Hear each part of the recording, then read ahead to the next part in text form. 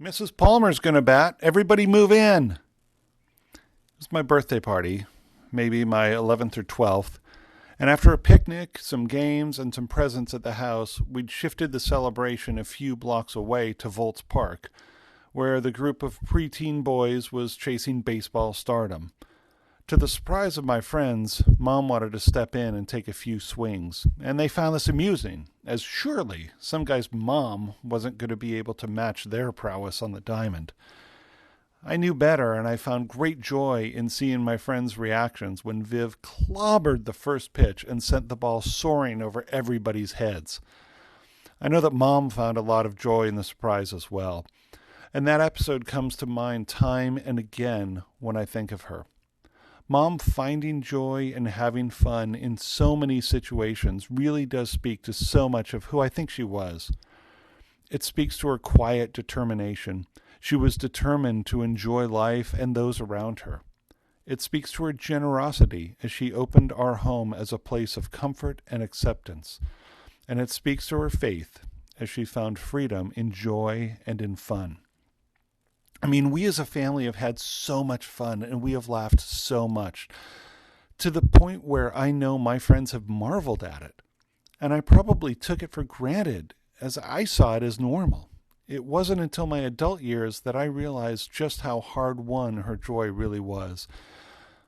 With Mom growing up with the specter of sin and impropriety in almost anything around her, it's really remarkable the way she was able to have so much fun.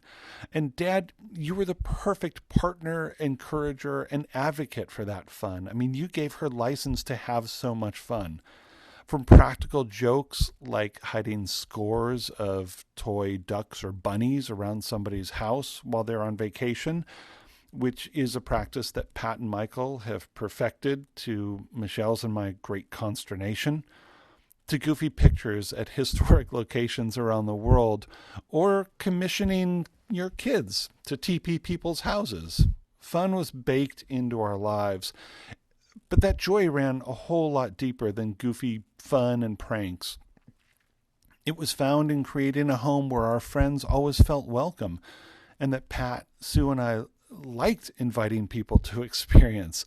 And I don't think she was doing it just to keep tabs on us. I mean, that was probably a side benefit, but she genuinely enjoyed our friends and getting to know them. And so many of those friends loved that she took interest in them. I know that Rachel, Emily, and Alyssa have experienced that. And Sydney and Max, you know what it's like to have more and more ask about your friends and share stories about them. It's no wonder that people from Seattle, Washington to Malmo, Sweden have told me in the past few weeks that Viv was a mom to them all.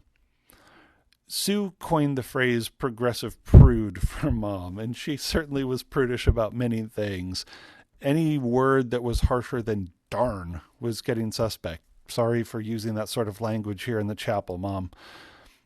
But in things of deeper substance, she was far from withholding and really ready to help people whose lives might be limited from fullness. Viv found joy in advocating for others, from women whose calls to ministry were being roadblocked, to teens in choirs or youth groups whose gifts and capabilities were dismissed. Viv was a strong voice of encouragement and affirmation. I mean, being a prude, her advocacy wasn't about being some sort of libertine, that's for sure. But I do believe it was about being liberated. Liberated from fear, from arbitrary rules that didn't seem to make sense, and liberated to experience the fullness and joy of life. I mean, to bring things sort of full circle back to baseball, I think the way our family, everybody here today, was able to witness Mom's determined quest for the liberating effects of joy. The summer of 2019, we were all in Sue and Gary's backyard. We'd finished a meal and a simple game of catch broke out, and it seemed to catch Viv's eye.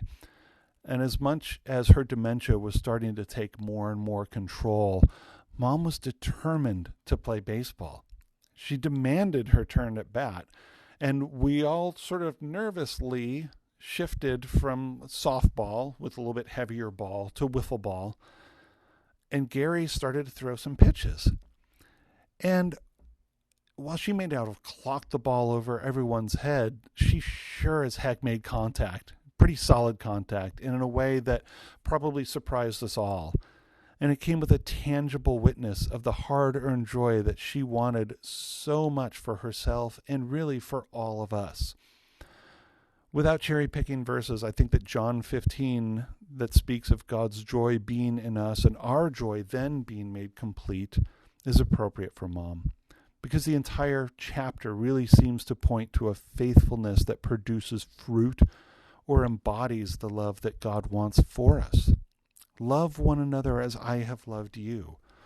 Mom showed us how to love and care for one another and to find joy in that love.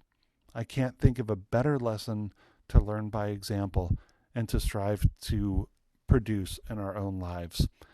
We love you, Mom, and we miss you, and we're so thankful for all that you've shown us how to be and for what we can be.